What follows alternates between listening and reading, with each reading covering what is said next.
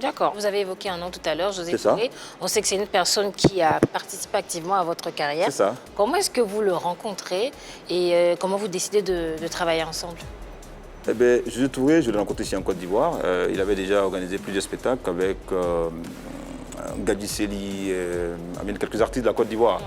Et donc, quand il est entré en contact avec nous, il est entré en contact avec l'équipe managériale. Il a dit qu'il voulait produire Ahmed Farras un peu partout aux États-Unis. D'accord. Et c'est comme ça qu'on s'est rencontrés.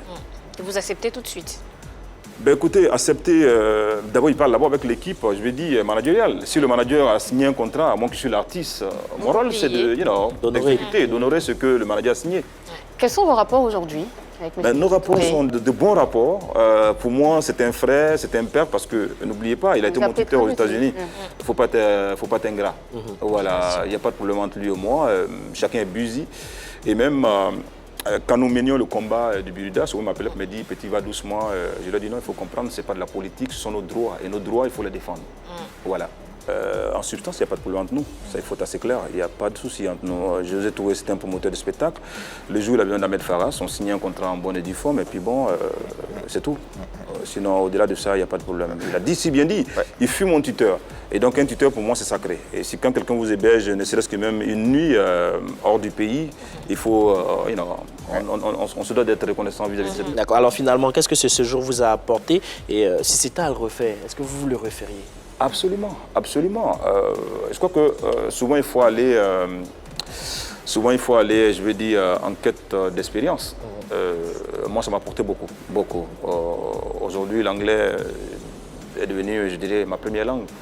Et ça, c'est un rêve. Je me dis, ça me sert beaucoup quand j'écris mes textes, quand j'ai les contrats en face de moi. Ça m'a apporté beaucoup parce que ça m'a permis aussi d'être en contact avec d'autres artistes des États-Unis. Voilà, donc ça m'a apporté en somme beaucoup de choses. Est-ce que ça ne vous a pas donné l'impression d'avoir baissé, de devoir constater le potentiel musical baisser un tout petit peu? Baisser, ça dépend. C'est comme un verre qui est en face de vous. Vous le voyez peut-être à moitié rempli ou à moitié vide. Ça dépend, c'est selon. Moi, il fallait que j'ai ce bagage-là. Ça m'a permis d'apprendre les instruments, ça m'a permis d'être bilingue comme je le souhaitais. Qu'est-ce que j'ai perdu? Je crois que la vie est encore devant nous pour que je puisse exprimer ce que j'ai appris. Parce que c'est la somme des expériences qui fera de moi, je veux dire, un artiste aguerri. Une chose est sûre, c'est que vous n'avez pas encore sorti une œuvre à la dimension de Déni qui reste cultissime en ce moment.